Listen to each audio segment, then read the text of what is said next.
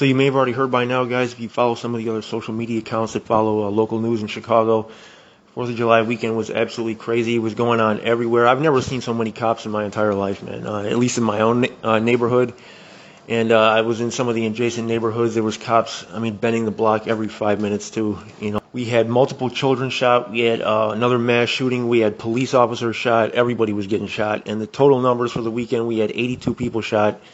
And we had 13 people killed. And this was after the Thursday when there was 28 people shot and 4 people killed. So that Thursday was kind of like a warning shot, so to speak, of what was coming in the weekend. So since the last time I dropped a video, since Thursday, we've had over 110-something people shot in Chicago, man, and it's still going on. The numbers are fluid right now going into Monday, and it's just one thing after the next. Like, the scanner is just nonstop.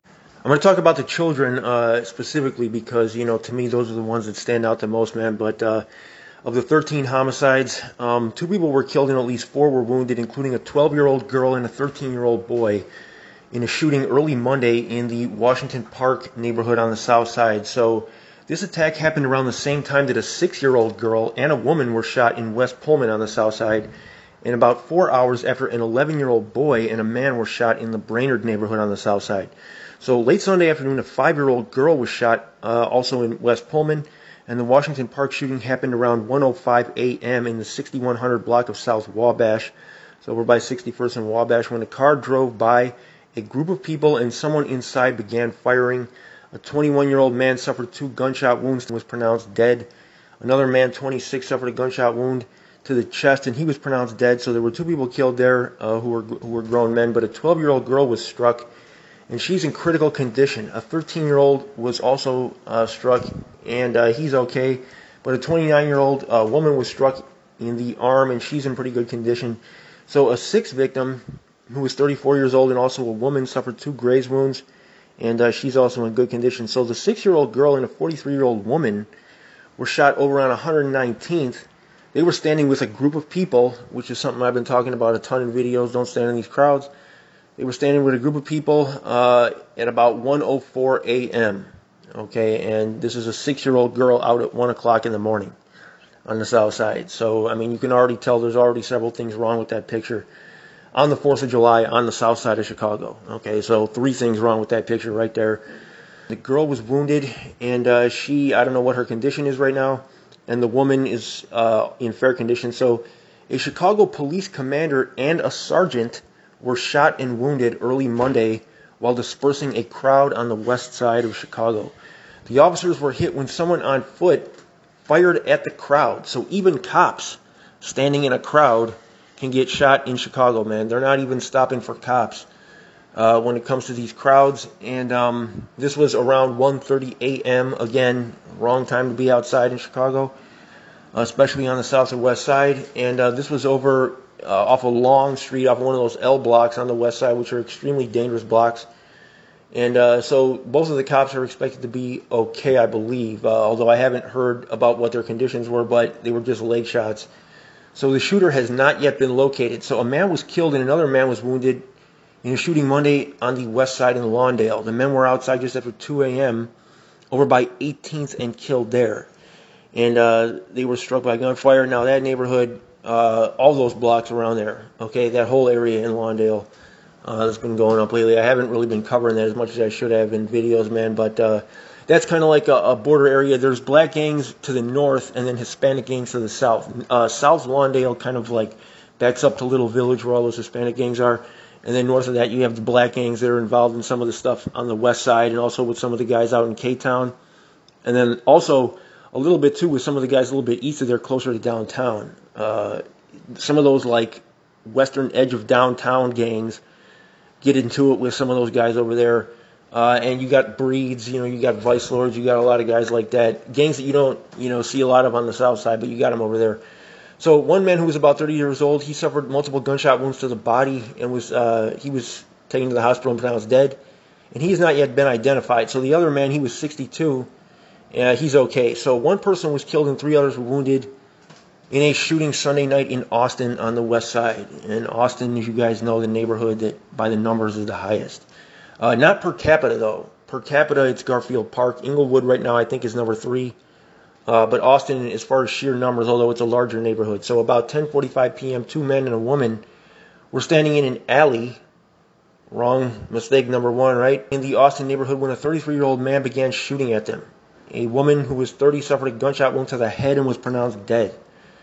So, several mistakes here again. Rest in peace to that lady though, man. But, she paid for being in that alley with these guys in Austin with her life. A man, 32, was struck multiple times in the body, and he's okay. Another man, 49, he suffered gunshot wounds, and he's also okay. And a 49-year-old man who had a concealed carry license, he actually shot back, and he shot the offender. So the offender was a 33-year-old guy, and he was taken into custody, and he's in serious condition. But the guy with the concealed carry license did return fire.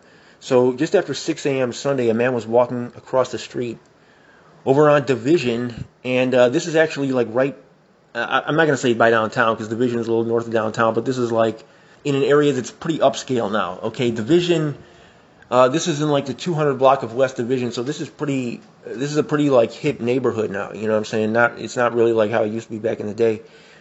Somebody approached him and the two exchanged words. So these may have been guys crossing paths from other neighborhoods, I'm not sure. But the person then began firing several shots toward the man, striking him in the chest. And he was killed. A 19-year-old man was killed while riding in a vehicle late Saturday on the near west side. Okay, and this was just after 11 p.m. He was riding as a passenger in a vehicle in the 2600 block of West Van Buren. So this is almost to California off Van Buren. And I'm not going to say that neighborhood is safe by any stretch of the imagination. It's kind of, I would say anything east of Damon is okay, but I mean, 2600 West Van Buren, you're pretty much in the hot zone at that point. He suffered 5 gunshot wounds throughout his body and was taken to the hospital and pronounced dead. And a man was killed and 2 others were wounded in a shooting Saturday evening in Little Village. About 7 p.m., in that area, there was a vehicle driving very suspiciously. And what I mean by suspiciously is that it was driving very slow, and it kept on bumping against a curb. So officers came and checked out what was going on, and they found a guy who was about 20 years old, they thought, although they couldn't discern his exact age. He was inside of the vehicle, and this was over in the 4200 block of South Cicero, okay, so on the southwest side, with 3 gunshot wounds to the torso. And he was taken to the hospital where he was pronounced dead, and his name has not been released. Now, 2 other men, 32 and 27, were struck in the arm, and their conditions are good. So a 19-year-old man was found shot to death early Saturday in the Belmont-Cragen neighborhood on the northwest side. And, I'm pretty close to Fullerton, okay, the street Fullerton on the north side. And the security guard by the Walgreens, I was over at Walgreens like early in the morning on Saturday, and the security guard over there was saying that they had been shooting up and down Fullerton all day on Saturday. And I didn't see that in the news reports, but that's what he was telling me, man. And he said it was kind of west of where we're at, though. So this may have been one of those, but he was found, this 19-year-old guy was found shot to death. And this was about 1:25 a.m. Officers responded, found the man lying unresponsive on a sidewalk with gunshot wounds to the back and abdomen. And he was transported to the hospital and pronounced dead. Now, last weekend, 10 people were killed and 68 others were wounded. But this weekend, we had over 80 and 13 killed. So this was a notoriously violent weekend, man. I mean, it always is in Chicago. And Reverend Jesse Jackson and his Rainbow Push Coalition on Sunday, they hosted a 4th of July cookout. And this was over at the Concordia Apartments on the far south side. He was kind of addressing the mayor and the police chief. And there's kind of a blame game going back and forth right now in Chicago politics between the police chief and the mayor on one side, and the court system and the Secretary of State on the other side. Okay, Kim Foxx and the courts versus the police chief and the mayor. And I'm not making it sound like it's like a fight, but there's a blame game going on, okay, between these two sides. The police chief and the mayor are saying that the courts and Kim Foxx are being too lenient, and Kim Foxx and the courts are saying that, basically they're doing what needs to be done to reform the court system. And on some of these points, man, listen, I've disagreed with Kim Foxx plenty of times in the past, but on this one point that she was making the other day, I will agree. She was saying it's a waste of time to book guys for simple gun possession. I 100% agree. Of all the guys that I know that have been booked recently, okay, in Chicago, and I mean, of guys that I know that like I've seen personally, like face to face, and talk to about their cases that have been booked recently, this is at least like probably 20 to 30 guys. I would say 90% is just gun possession, and these guys were not on nothing. 2 of the guys that I know were on something, okay? They were on something, and that's in their own words. But the rest of them were not on nothing. Some of these guys had FOID cards, but just didn't have the concealed carry and wanted to have the thing in the car. They were carrying these guns strictly for protection, and they got booked and picked up pipe cases because of this. And this is a complete waste of time, you know what I'm saying, to deal with these guys. There's so many shooters in Chicago.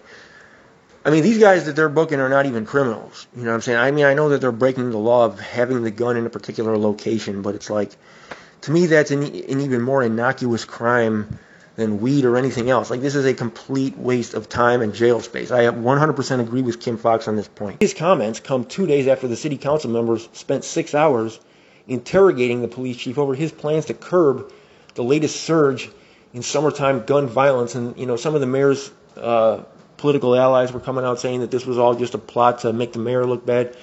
And the aldermen that were calling for this meeting were saying, listen, the violence is real. You know what I'm saying? This ain't no plot. Like, we really want to know what's going on here to help our citizens stay safe, man. A lot of people on the south side, especially, you know, these black folks on the south side, the older ones, like the older generation, like a lot of these people, man, I've talked to these people, man, they're terrorized to come out of their houses. You know what I'm saying? They're literally scared to walk outside. And it's a shame, man. You know, because a lot of these people can't move. You know, the grandmas and stuff like that, these people can't move. You know, a lot of them are, you know, physically unable and stuff. And for them to be too terrified to even walk outside their door, it's like, man, you know, something has to be done about this. You know what I'm saying? That situation is just unsustainable and unacceptable. Because I mean, at the end of the day, they're the ones that paid taxes their whole lives. You know, these guys shooting up these blocks. I mean, some of them actually have jobs and pay taxes, but a lot of them don't. So, anyways, that's the recap about the shootings. Addressing some of the questions that people had about the shooting video that I posted of the baby, who, by the way, I heard is doing better, although I haven't heard the latest update over the last 24 hours about the baby that was shot in the head over by 66 in Halstead. So that area, there's like about 4 gangs in that area. I think that particular spot is by Low Life's hood, okay? Low Life Black Disciples. But in that, like right, that's kind of like a border area, I think. You got Trig Ward right there, GDs.